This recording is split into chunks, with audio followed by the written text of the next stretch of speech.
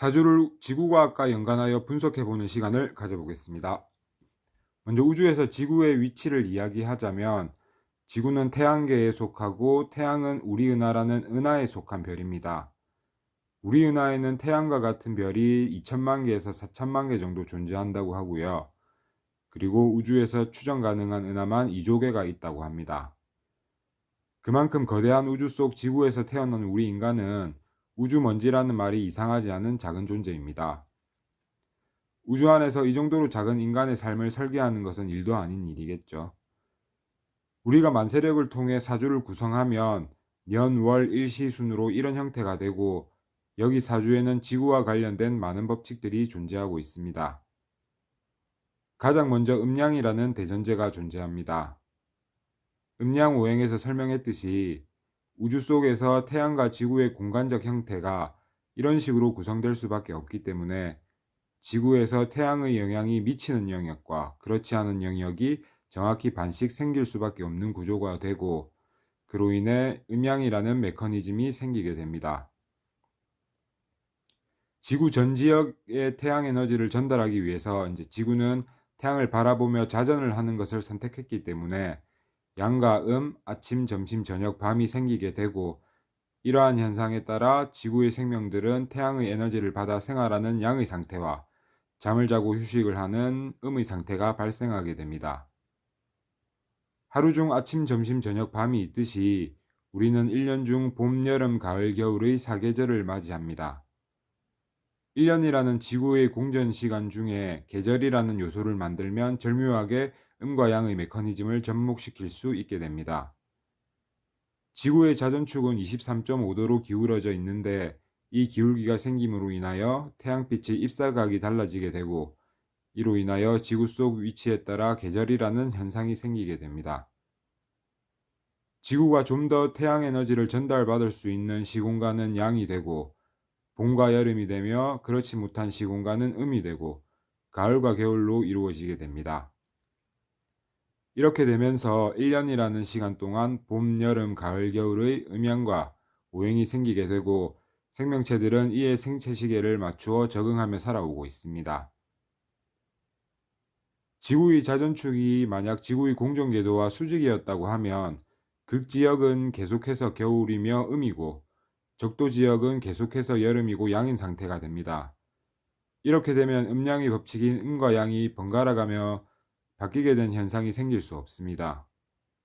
이것은 사주적인 관점이고 만약 자연적으로 설명한다고 했을 때도 그렇게 되면 생물의 다양성이 극도로 감소할 것이고 또한 특정 지역에만 생물군이 밀집하게 될 것이며 특정한 사건에 의해 지구상의 모든 개체가 절멸할 가능성이 높아질 것입니다.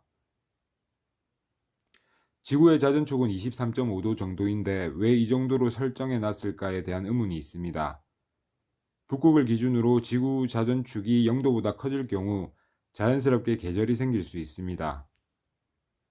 북극과 남극에는 빙하라는 것이 존재합니다. 만약 자전축이 45도를 넘어가게 되면 극이라는 개념이 존재하지 못하게 되기 때문에 빙하가 생길 수 없는 상태가 됩니다.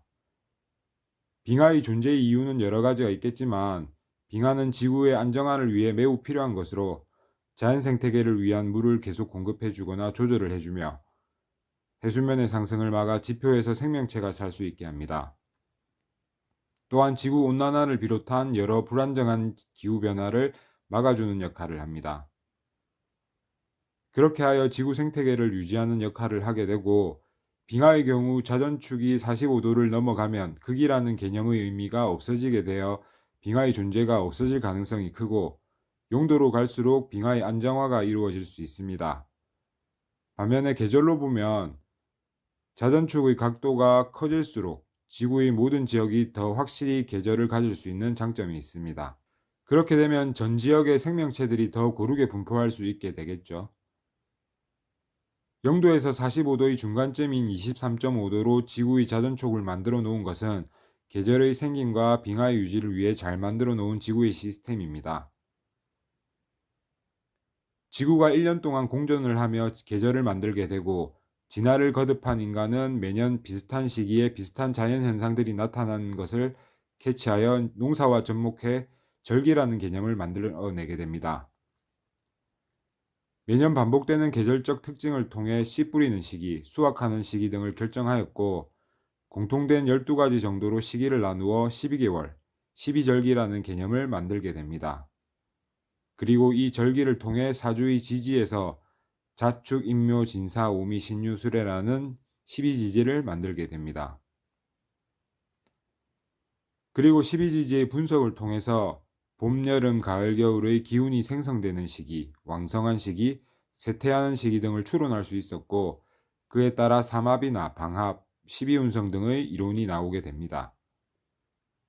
계절과 비슷하게 하루 24시간도 2시간씩 12개의 공통된 특징을 가지게 되고, 똑같이 12개 지지로 나누어 표현할 수 있게 됩니다.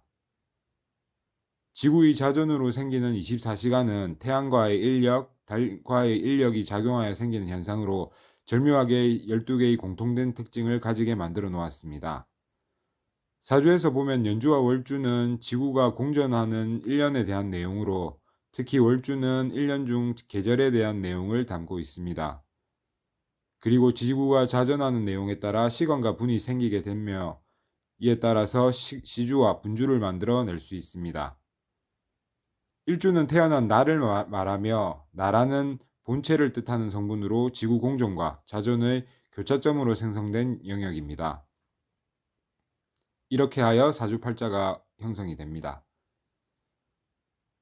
그리고 지구에는 자기장이라는 것이 있습니다.